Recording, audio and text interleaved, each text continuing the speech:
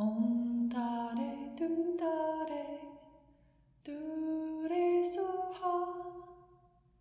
Om Tare Tu Tare Tu Re Soha. All right, well, happy Wednesday.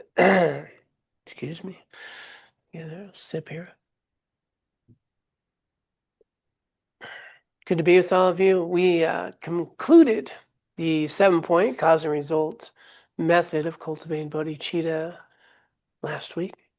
So I'm sure everybody's a bodhisattva by now. But just in case, there's another method that is practiced called equalizing and exchanging self for others. And so these are the two common practices. And I think what we'll find is just the first part of this equalizing, exchanging self for others is just incredible in terms of eliminating our own suffering. And so we'll tap into that a little bit. I'll pop up the text and we'll get right to it there.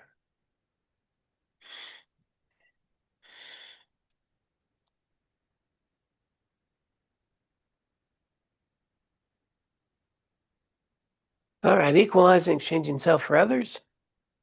All suffering comes from the wish for your own happiness. Perfect Buddhas are born from the thought to help others.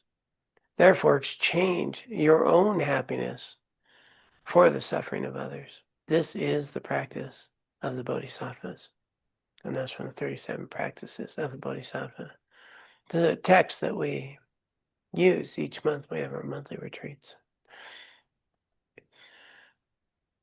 Right away, we're going to see this misunderstanding around our own happiness and happiness of others. And it's going to be around the idea of self. And we're part of all others. So it's nice to be real clear about this. The second method for cultivating bodhicitta is known as equalizing, exchanging self for others, which has 5 points. This method is considered more challenging than the sevenfold method because it targets two deeply held mental states. Grasping at a solid, independent self, or I, known as self-grasping ignorance. So, that's the core root of it all, in Buddhism, the whole problem. We're grasping to a self that you'll never find. And it feels very real for us. It feels very real. And the self-centered attitude that feels I am the center of the universe. My needs and my wishes are more important than anyone else's. This attitude afflicts everyone in samsara and is one of the main obstacles to cultivating bodhicitta and attaining enlightenment. Self-grasping ignorance will be explained later under the perfection of wisdom, while self-centeredness will be the focus of this chapter. Traditional Lamrim texts refer to the self-centered attitude as self-cherishing. So you'll hear that a lot. The big problem is self-cherishing, but she does a great job here to clarify that. But that term can lead to misconceptions. When these texts say we need to eliminate self-cherishing, we might think that means that we should not care about ourselves, or even that we should disparage ourselves. But that's not correct. The Dalai Lama was once asked if self-compassion can help us generate bodhicitta, and in his reply, he said that just as we cherish ourselves, we should cherish all other sentient beings. Cherishing ourselves should not be abandoned because we ourselves need to attain Buddhahood. He said that although some Buddhist texts will say things like hold others dear and abandon yourself, this doesn't mean literally that we should not work for ourselves. The Buddha meditated for 6 years for his own enlightenment as well. The Dalai Lama advised that What we need to get rid of is the extreme self-centered attitude. The reasonable cherishing of self is not something we need to abandon. Thus, we need to differentiate a healthy attitude of cherishing oneself and, oh no, I didn't read that correctly. Let me try that again. Thus, we need to differentiate a healthy attitude of cherishing oneself, having love and compassion for oneself, from unhealthy self-centeredness. The former helps us become free of suffering and attain Buddhahood, whereas the latter causes nothing but problems and is an obstacle to genuine happiness and enlightenment. So it's nice that they're taking a little time to clarify some terms here. So people get quite a bit of misunderstanding when we think about the self and that we're working for the benefit of others and you know um, we're only going to help others if we're okay. So, and we are part of all others. Where the challenge is this self that we identify with is really at its core, a lot of insecurity, a lot of fear, a lot of uh, comparison, me, you, them, they, a lot of habits and conditioning, a lot of the story that we tell about ourselves, it doesn't hold up when we investigate. I'm this kind of person, whatever it is, fill in the blank, I'm this kind of person. I often use the word like, yeah, I'm not a morning person. And then, well, could you be? Yeah. Have you been? Yeah. Am I patient? Sometimes I'm impatient. Whatever label it is, I'm this kind of person, you're going to find you've done just the opposite many times. And whatever types of things in our personality, I'm a caring, loving individual, except when I'm self-centered and uh, selfish. And while I'm a selfish person, except when I'm kind and offering others. It's just whatever that label we stick on, or you're going to find countless times where you're just the opposite of that. And so, we kind of glom on to a certain sort of personality thing, and that's the way we are, and we believe it. We believe it. So when we're abandoning self, we're abandoning a delusion of the way that we exist. That's very self-centered, very focused on what I want, what I think should happen. A lot of I in there. And as we've talked about many times, how we exist is always spontaneously arising, independence upon and interdependent with all things that are coming together. So we're always in motion. We're always becoming. We're arising in a moment based on all the things that happened before in lives and centuries before us and the conditions that are ripening. And we're based on who we grew up with, based on the kind of environments that we were experiencing. We're identifying and seeing things with people in that lens of perspective. But there's nothing independent here. And that's where you run into a problem. Because it feels very independent. You know? I mean, I see like Sam's over here, I'm over here. You know? But even how I see Sam is different than how you see Sam. And our interdependence of everything about thoughts, perceptions, words came from other people, came from experiences, everything I am sharing now. I mean, just is coming from all the fact that language was created and and then even in language we have certain concepts and some language won't have the same words that mean anything. They don't even have concepts. So if you're in a culture and they don't even have a concept for a word we're trying to find an English word for, I'm going on a tangent now, but yeah, some languages have many words for love, because there's lots of kinds of love, right? We got one, and I love my cherry pie and I love my wife. Pretty sure it's not the same love, but there's other cultures that'll have many different types of love, many different words.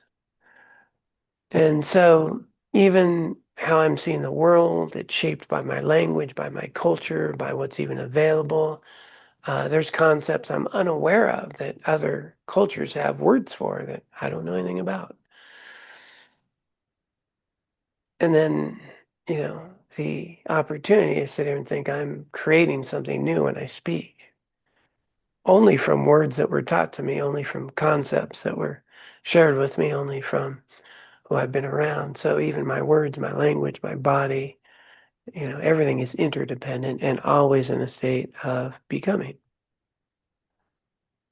But intellectually, I think we can get that right.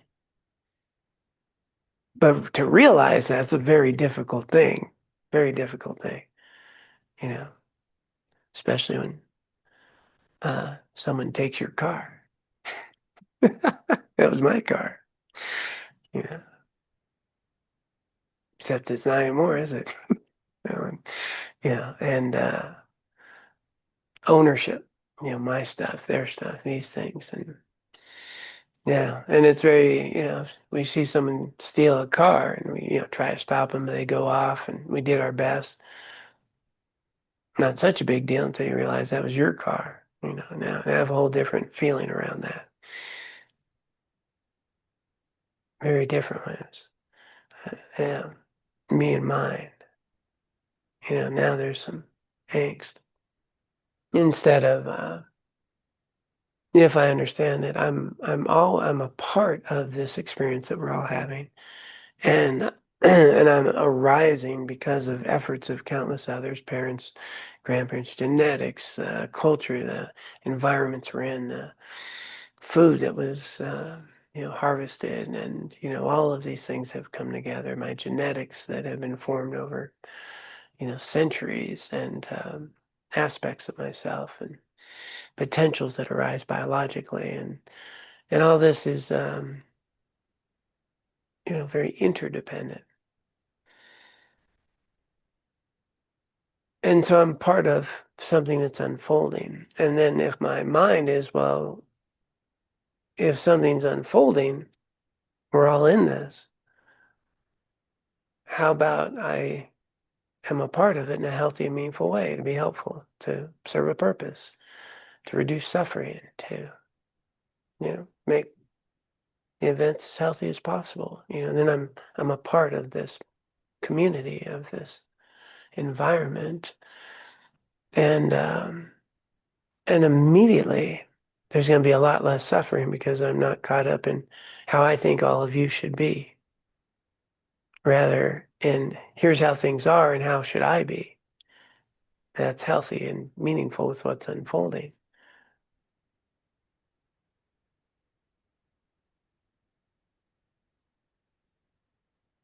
So if we can, one of the biggest compassion activities we can do is start to identify more with how we actually exist. And that's going to eliminate a lot of anger, resentment, judgments, comparisons, feelings of less than. Those people are like that. I don't have that. These people have that. I don't have that. Or I have this. I'm better than them. And those people think like that. And whew, geez, I don't know what that's about. And, and this constant state of comparison, and our status about our own self-worth always in flux versus, we all have Buddha nature, we all have primordial wisdom. We all are a part of something that's unfolding. And what matters is how we engage in the life that does exist, instead of a lot of worries and fears about what we think should exist, or fear what may not exist, as though that is what's going to make us okay.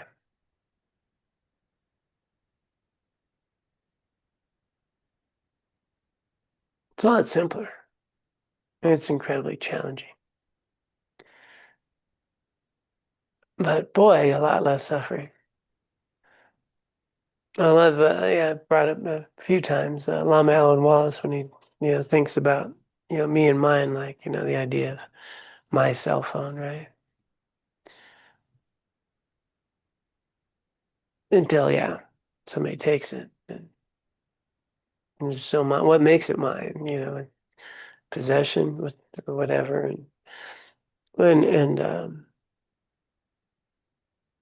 And he says, this is available to me now. And it's nice. I'll use it while it's available. At some point, it may not be available. But while it is, I'll try to take care of it. Even got a case for it. It's protection. Do my part to take care of something that is available to me now. So since it's available to me now, can I use it? Is it beneficial to my life? Is it helpful? And rather than how many things in our life are we chasing that we really don't need? What's the old saying for bike riders? How many bikes you need? However many you got plus one. Guitars, how many you need? However many you got plus one. you know, and just um, that thing, that's gonna make us feel good for a little time. And so this opening piece here, where we're working on actually eliminating a self-centered attitude, it's based on a self that's creating all the problems. So we're going to suffer a lot less. It's one of the most compassionate acts that we can have.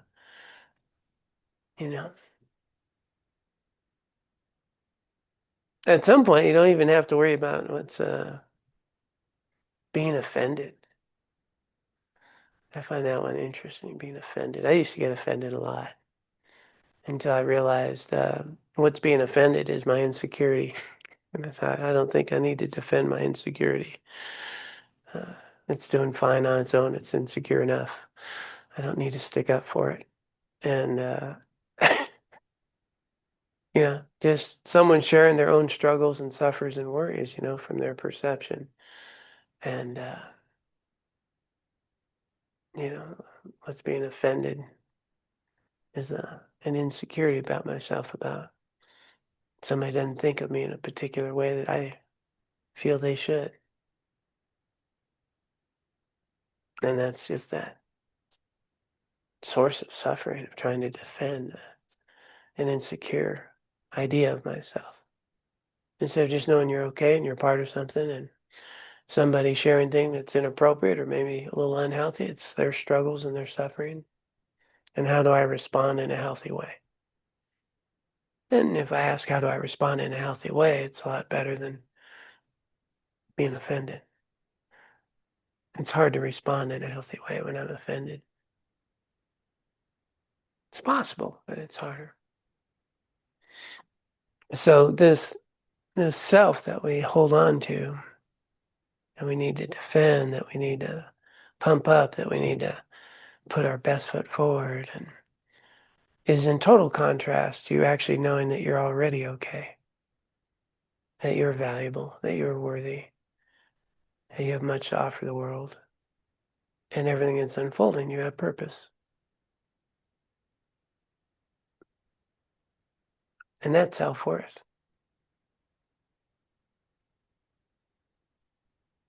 With self-worth, humility is the byproduct. I don't need to prove anything to anybody. I don't need to let you know who I am, right? So it's easy to be humble when you have value. Pride, you'll find, is when we investigate often the result of insecurity. I'm comparing. I need something here, or I need someone to see me in a way or whatever. So a lot of times you notice pridefulness comes from insecurity. Humility comes from value and worth. And so if we can move more into that worth and value of this, I'm here for a reason. I'm here for a reason, you know. All these things came together, and I have this life and this body. We have purpose. And purpose is to grow, to learn, to understand, to be a part of something that's unfolding. And in whatever situation, my family isn't just my little nuclear family where I would do anything for. Everybody's my family. And in whatever situation, how can I be helpful and see another person or another animal, you know, with care and concern, understanding that well, we're responsible for each other. Yeah. It's okay to ask a question. Only with the microphone there. Yeah. Thanks, John. You just mentioned animal, so I felt compelled to ask this question because it was in my mind. I have a dog who's getting really old and becoming kind of senile, might have dementia, and it has this very loud, piercing bark that it does more and more for no reason.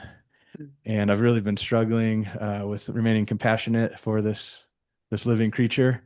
Um, I wish we could just euthanize it and be done with this. So I'm at odds with my family around this. We got different position on these things, and I'm trying to think about ways that this teaching about self-cherishing, self-grasping, how could that, maybe help me in this situation when there's this very kind of acute sensory trigger that's I don't feel I have any ability to kind of deal with, or it just is so triggering in the moment that anger comes up and negative emotions come up, and yeah, that's my question. Thank you. Okay. Yeah. So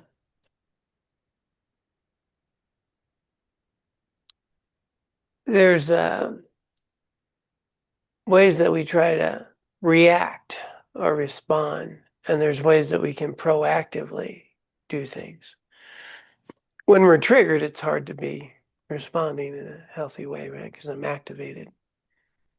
But if we proactively took a little time and thought about this little being that is your dog, and you know the life that you guys have all shared together, and the benefit to the family and the care, and maybe even picture, you know, is there any difference between that dog getting a little senile and my grandmother getting a little senile? And I'm not trying to euthanize her yet.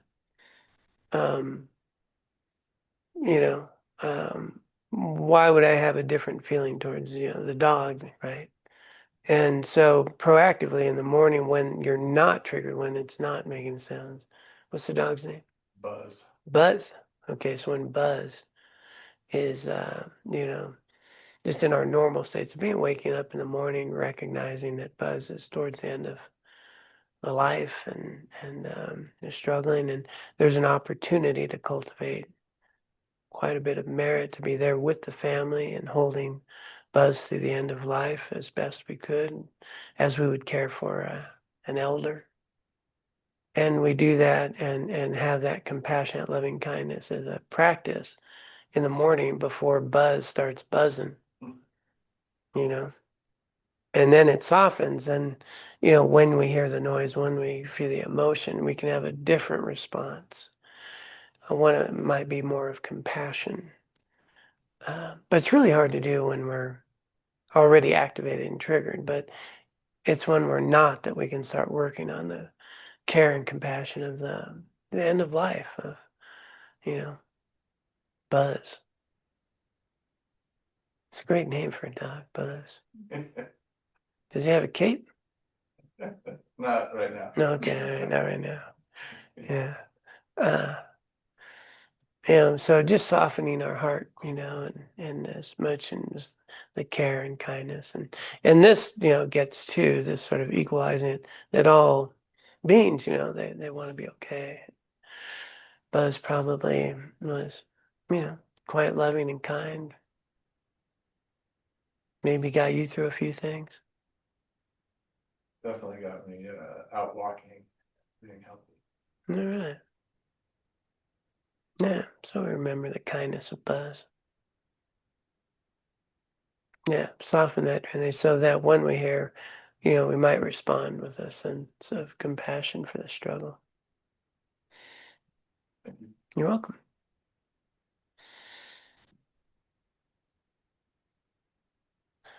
Okay, so, just laying this foundation of this, the idea of working on a self-centered attitude, and that's kind of the thing, right? We view everything through us being the center of the universe, and to some degree, we're always going to be the center of our universe, right? I can't experience it through your mind, I experience through mine, so I'm not the center of the universe, but to some degree, I'm always experiencing everything as though I am, because that's how I take in things, right? And then I evaluate everything through my view, right? The people I like, well, they got my values, I find them funny, they're like that. And the people who don't have my values have different systems, I don't like them, they're idiots. And, how can somebody even think that way, I don't ever reflect on the fact that I used to think a lot of ways that I don't think now. Oh my God.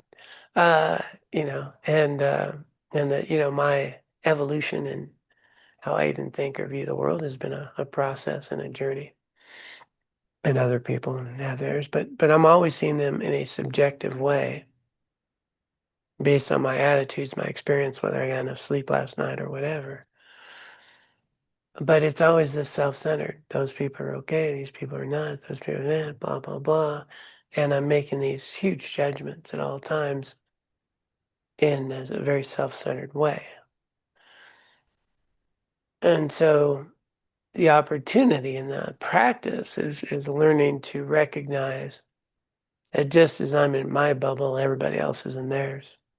And everybody's trying to be okay, and everyone's got their stuff, So do I. And what a wonder it is that we get along as we do, that we manage to give life to each other and have that opportunity to start seeing everyone as family instead of just, this little group. Then it's, already a lot less suffering. So with that said, let's see what we got here.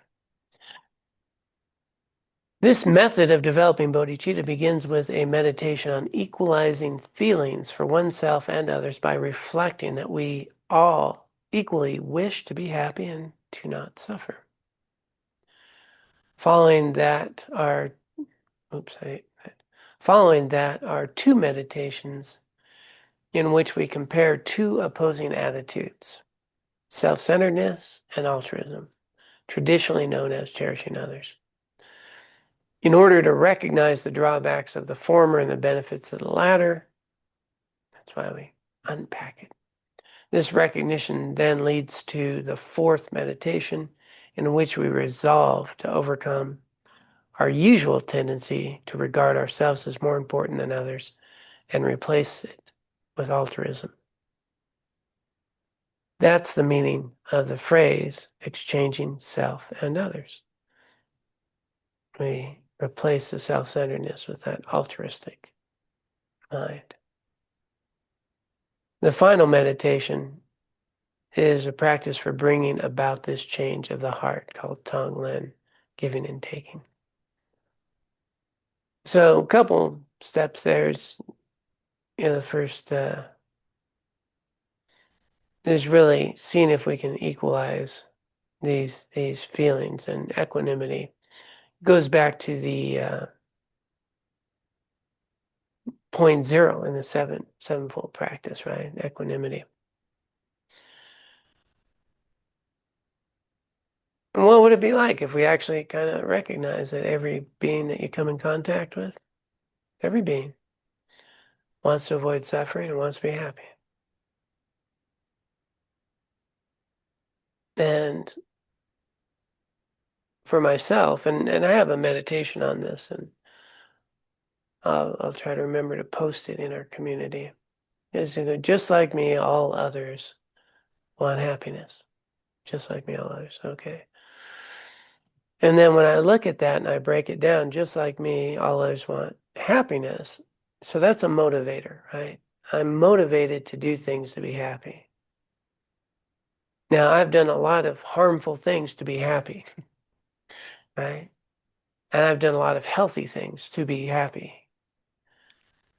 So in my quest for happiness, sometimes I've lied and sometimes I've withheld the truth and sometimes and I did things, like let someone down so I can go do this or whatever, and I've harmed, I've done things so I could be happy. So this is funner than that, this is gonna be better than that.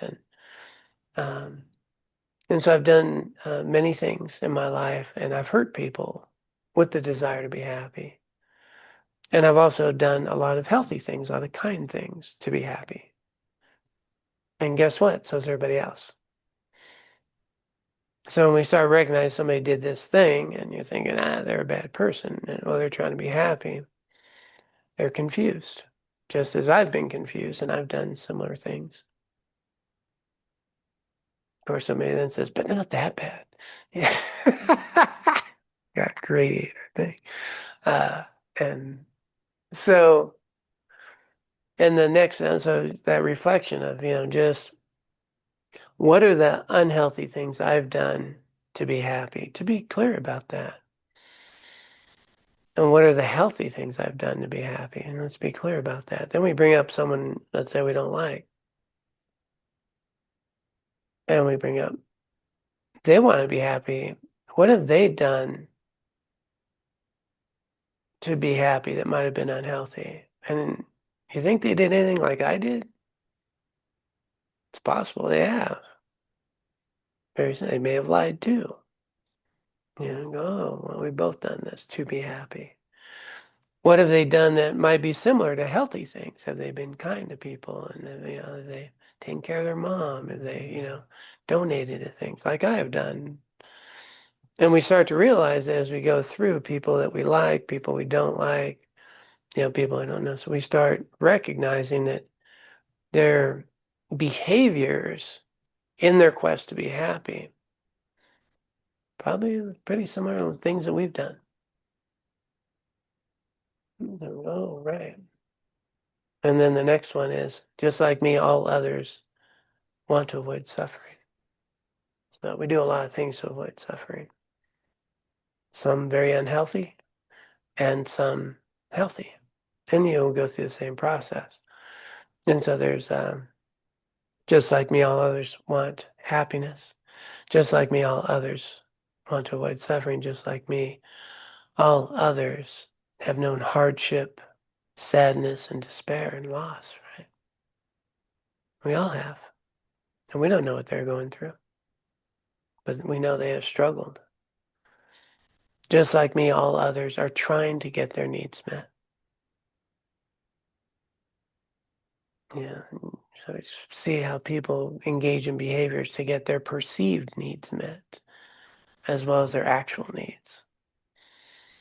And so, there's this formula to just go through, and we start recognizing, wow, to get my needs met, I've done some pretty unhealthy things, done some healthy things. And then I start recognizing that everybody else has done these things as well. But the motivation to be happy, to not suffer, to survive hardship, struggles, despairs, to learn to get your needs met. And the last one is, and just like me, all others are learning how to live. Some of us slower than others. I was a slow learner. And so it's a beautiful meditation and a practice there. So if we can, I think someone's on making a little bit of noise online. I'm missing somebody. Okay. And so this first stage, we start equalizing, and recognizing others and ourselves on this playing ground, not better than anyone and not less than anyone. That, we're all a little bit funny. some more so than others. And, but we all got our stuff. We're all trying to be okay. So that's our initial stage. I think that's really a good place to start in terms of noticing when we start putting ourselves above and below people, and noticing how much we evaluate our own self-worth based on who we're with, what they're like, and all that. What they can do that I can't do, or what I can do that they can't do, or, you know, the wonderful attitude that we have that they don't, you know. And then, for me, it always comes back to that we're all suffering from this disease of samsara, and certain people have more acute cases in certain areas. It breaks out in different symptoms than mine. And just because they're having different symptoms, that doesn't make them less than me or a bad person. It means that symptoms are really strong. And fortunately, I've had a little bit of treatment. It's medicine, and I'm in the outpatient program now. I'm not in intensive care. They let me out once in a while. And, so we're getting a little healthier in that way. And when we can see that we're all kind of, in this thing together, and that my opportunity is not to get my little concrete world my little way, because there's this saying, right? The culture says, taking care of me and mine. That's another way of saying you're suffering a lot. When you're taking care of me and mine, then there's them and theirs, and there's things you need to protect, things you need to do, and that's just a side. You're never going to find inner peace in taking care of me and mine. But you will find it in we and ours. And oh yeah, it's a environment that we're all living in. And it's funny, if other people have their needs met, they're not breaking into my car. It's kind of nice, and when others have their needs met and feel value, they're not doing harmful things generally. And and you start recognizing, wow, maybe we look at the root cause of the struggles, the division in our country right now, is there's a lot of us and them,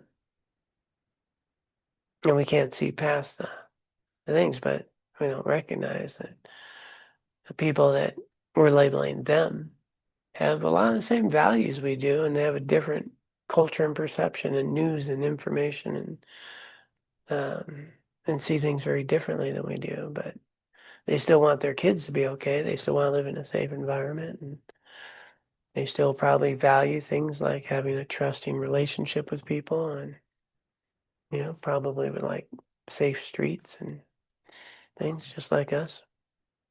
But very different views on how one might get there. But if we don't engage in dialogue, it's hard to get there. And that's the real challenge, is, the real poison in the culture is that us and them, me and mine, them, like that. And a real insecurity around that. All right. Well, anybody else have some thoughts or questions, curiosities? Because I think if I go any further, let me just double check. We're into a whole different thing here. Because right now that was outlined. Yeah, then we get into these specific meditations. But I would like to read this because I think it ties up. Equalizing oneself with others. There is no difference between myself and others. None of us wishes for even the slightest of sufferings, or is ever content with the happiness we have.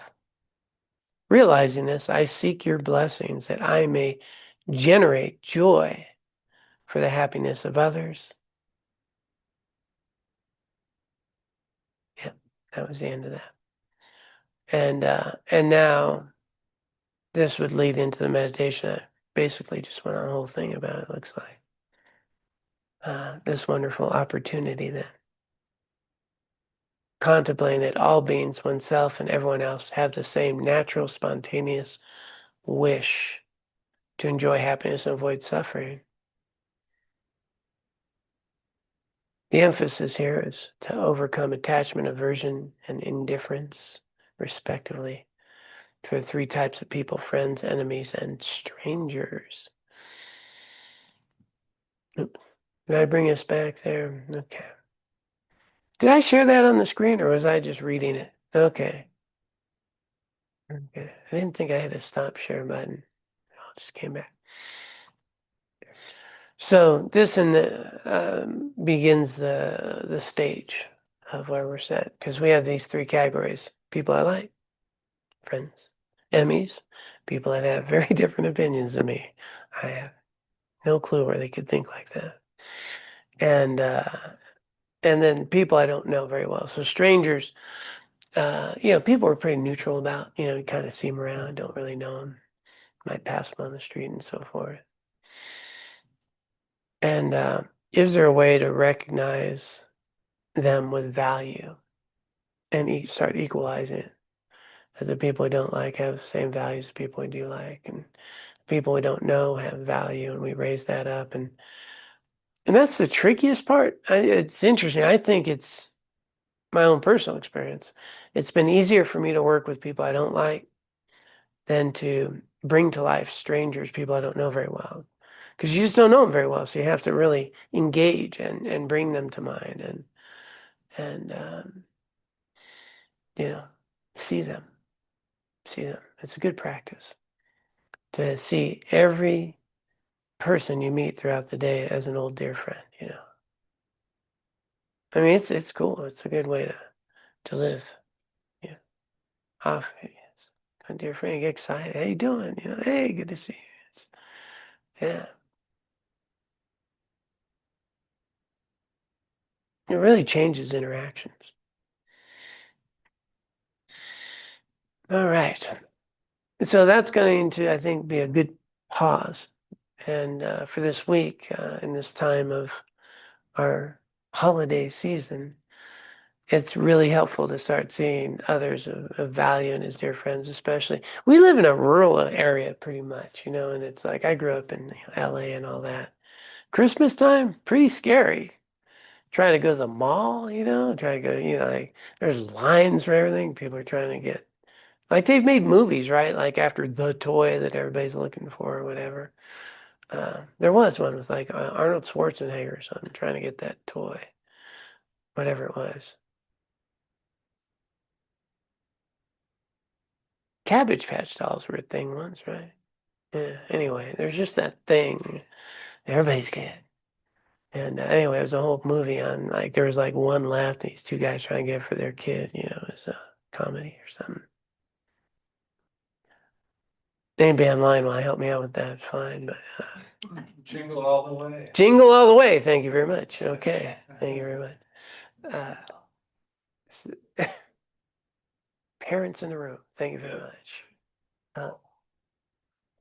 And so, it's really helpful to, be real patient, especially with traveling, in the airports. I just got back. I went to California and back and, just being spacious and patient around people, helping them, get their luggage in the thing and not getting too critical. And the announcement is that if it's a small bag, you put it under your seat and you see that, they're putting it on top, taking up somebody else's spot that could use luggage, and you go through that whole thing. Not that I've ever done that. I've just, noticed that it has come up for people at times. And, and instead just like, how can we help people and fit luggage up when they travel and just have some care, like we would be taking care of, I'm traveling with my grandparent, and, they're trying to get their seat and they're worried and they're stressed and people need to catch flights. I wonder if I could say this on these get recorded.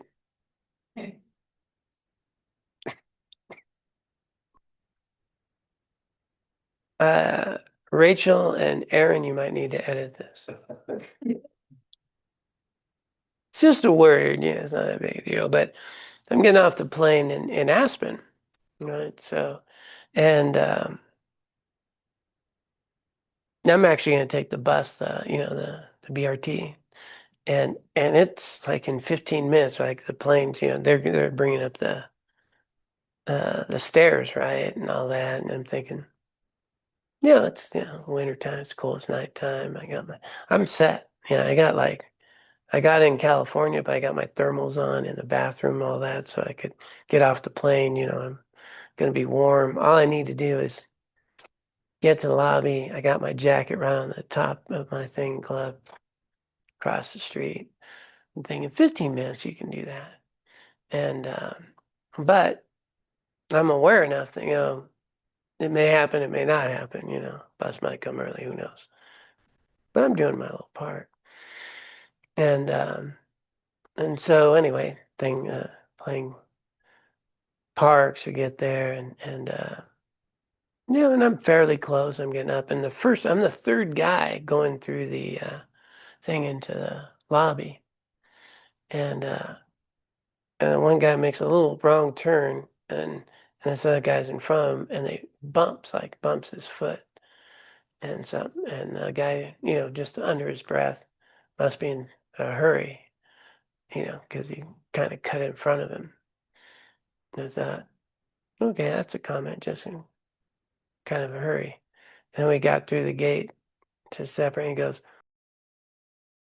you know, that's my big edit. But just that two human beings bump into each other. And then there's all this animosity, right? Because I was he was the first one, right? And the other guy, he actually he went the wrong way and he tried to come back and then boom. And then this guy's in a hurry.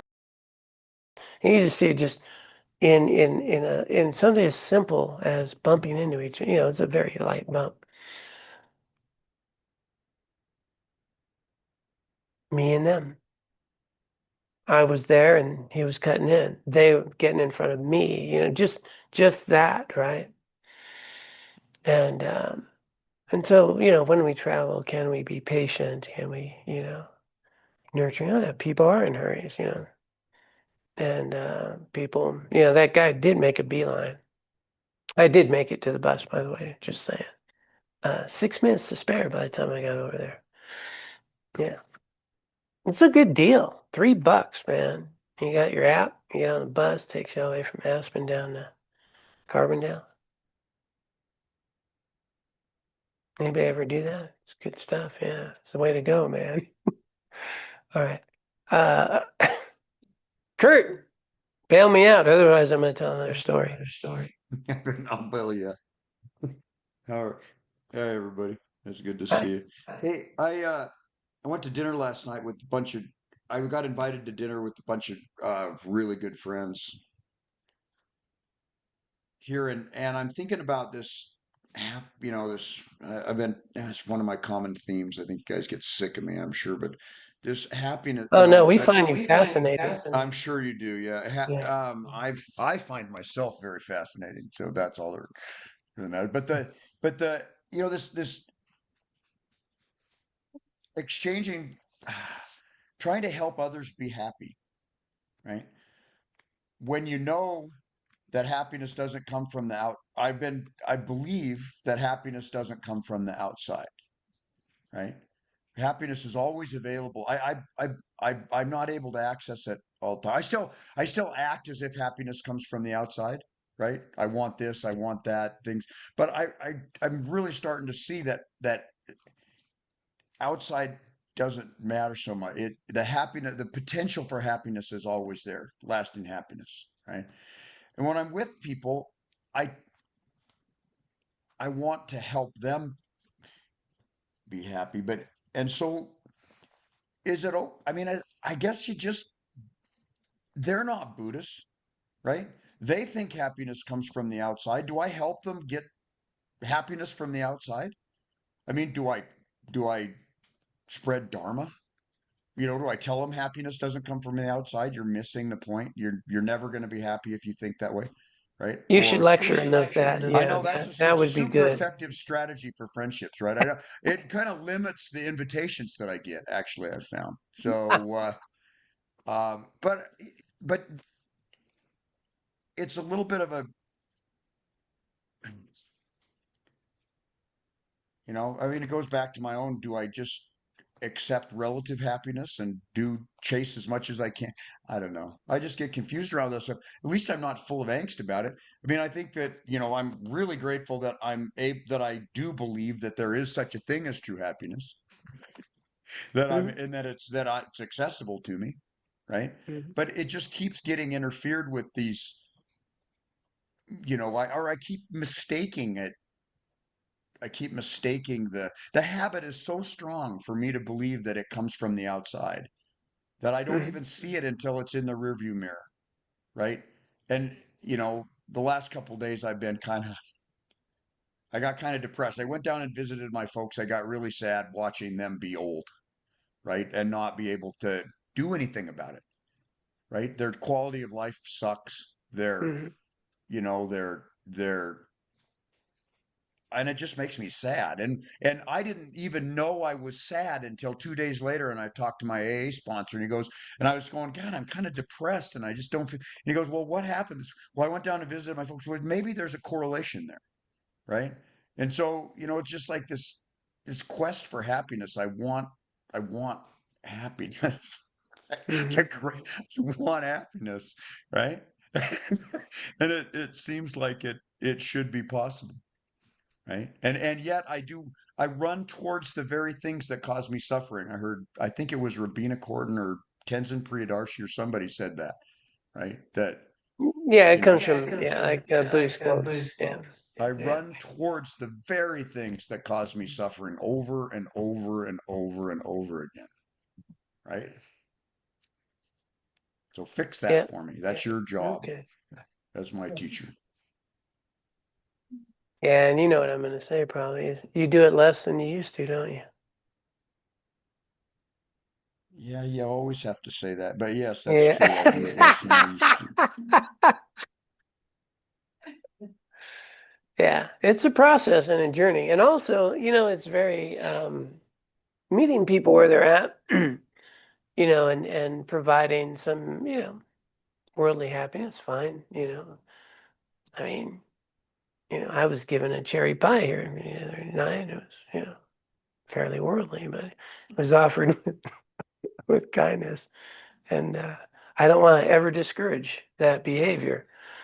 Um, and so, uh, providing meeting people where they're at in the types of levels of happiness, but what you're also giving them in the sense of genuine happiness, virtue and kindness. You're letting them know that you care about them. You're letting them know that you do want to make them happy, and we can give them some ease from the struggles of their life and do some seemingly worldly activity. But the moment you're doing what would be labeled a worldly activity from a motivation of care and compassion is no longer a worldly activity. And and that's the opportunities to give people a little bit of joy in their life and think about someone who might offer them this little thing that they might appreciate. That's value. And the the piece that is very important is to remember this sort of hierarchy of needs. Of humans need to have their basic needs met. They need to learn that they're okay and have sense of self worth and value, and get to places where they can recognize what they've been taught their whole lives. Like this is there's nothing Buddhist about the fact that your deepest genuine happiness comes from how you live your life, not from things. Right? We get that in our culture and all that stuff. I mean, it's there in all the philosophies, all the wisdom traditions. Our mothers taught us this, and it's good to share. And that so that that's just the truth of things. Right? And so we have the opportunity to be an example of that sharing and that caring and the activities that we engage in. So we don't need to, when we see people struggling, we need to just meet them where they're at. And if that's a little activity we can do with them that brings them a little joy, You know, I have my family and kids and grandkids and brothers and all that, and they have very different beliefs around their happiness than I do in many ways. And when we get together, we do the things, collectively that's good for the community. And so what I think Jetsuma Tenzin Palmo points out is, for us in our human forms, being a good human, uh, it's a good role to play. We just need to not forget that we're more than that. And we're doing a role, and my roles change all the time. And right now I'm what I'm here talking about Dharma, right? Pretty soon I'll be walking home. I will be a commuter, right? Nobody's gonna see it. That's a commuter. I'm walking. I'm a pedestrian. I'll be a pedestrian, and when I'm at the store, I'm a consumer, the shopping, like our roles change multiple times in a day. We become different things. And the key is to just know your role, which might be a role of helping someone be a little happier than they were, be a friend. But none of those roles or labels are who we are. That's just the role we're in the moment. I was a patient earlier then, freezing some thing off my hand there. You don't have to have patience if you are a patient. It's helpful though, huh? So, just roles, right? Commuter, driver, shopper, parent, friend, we're just rolling it. Thank you so much. And any of those roles can can change at all the times. So anyway, Kurt, I don't know if that addressed anything of what you said, but I thought it was pretty interesting. That helps a lot. Yeah, it's that I keep forgetting that helping helping others be happy is a virtuous act. Mm. By itself. That's what I needed to hear. So appreciate it. Yeah, Thanks. especially if you're going to a pie or something. Yeah. It's like a extra merit thing, I think there. Yeah, pie is always good. I hope Laura doesn't hear this. She's gonna kill me. So, all right. Okay. Anyone else with any closing thoughts? Martha has her hand up. We do have a hand up somewhere. Okay, Holly.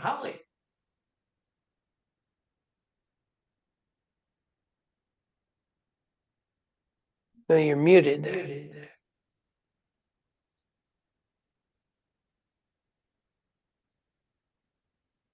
Maybe she doesn't know her hand's up.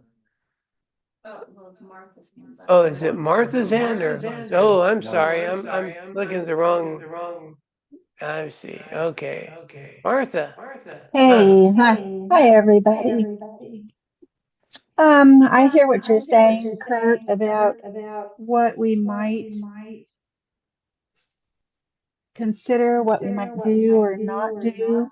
And John, I was wondering when you saw that exchange between the two guys with the at the airport that bumped into one to the other, was there an inclination to respond in some way to one or the other, or and why what's come to my mind was the experience just today, driving in traffic, headed for an appointment, running kind of late, traffic being a bit jammed up, and my sometimes impatient driver husband was not very gracious about somebody that was trying to merge back into a lane. A lane was ending and was trying to merge over.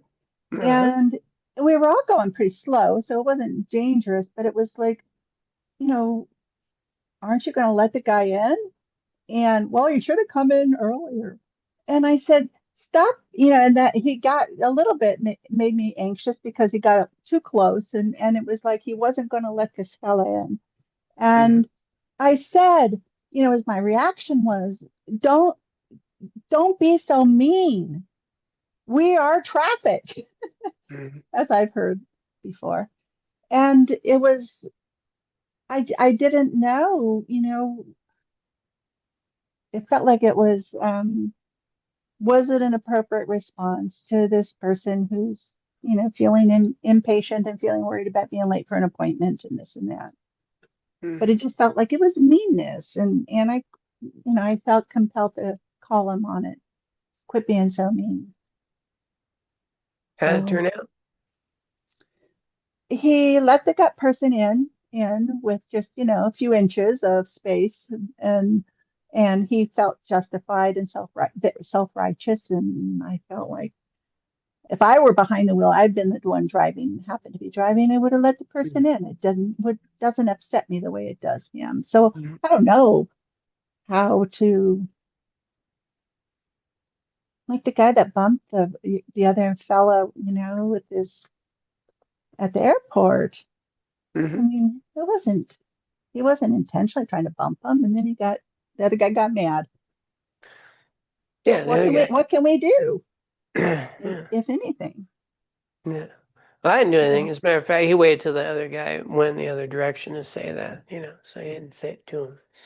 mhm, But it's just you could just the frustration. But back with so we're around people and people do things and the challenge is when we're triggered, we have an emotion, somebody's being mean or somebody's this, and we're going to do something about it. Is the skillfulness with which we learn to do that. And that, they have whole nonviolent communication and techniques. Even the nuns at Shavasti Abbey have all taken nonviolent communication. They have to get along. And, so how we speak to each other.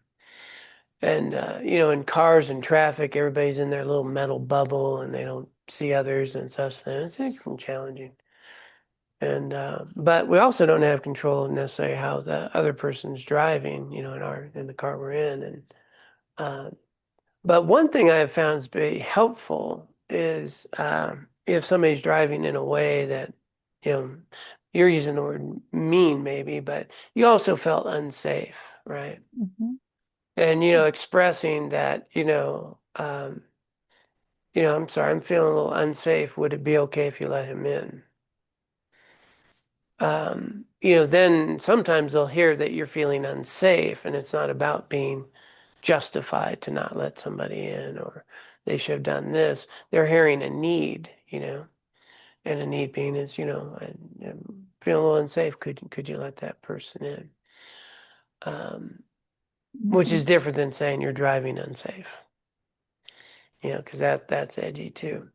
And so I mhm. just think people can hear us better when we share from a space of kind of our experience rather than pointing out their faults. Right. Because, Yeah. Laura will tell me how to drive a lot. Okay, sometimes. And, but she's been in major car accidents and, she's had horrific things happen in cars. And whenever she, do you see that there, that there, and what I've learned is she's sharing with me because she wants us to be safe, right? She doesn't think I'm an idiot driver, right? Because that's the defensiveness, right? And but she wants us to be safe. So when she does point out something, now I get to recognize how wonderful she wants us to be safe. And by the way, I did see that car, but whatever. Uh, but we get defensive the way words come at us, And so if we can shift the words a little bit, express a need, and so just sometimes people tailgate and Laura will just say, hey, I'm just feeling a little uncomfortable. Could you slow down? Uh-huh. Yeah. Right. And that's easier to hear. Yes. Thank you for that, John. Thanks for that reminder. Yeah, welcome. Yeah. All right. We got really echo too. That was good. All right. So announcements. You guys, I think we have a couple coming up here.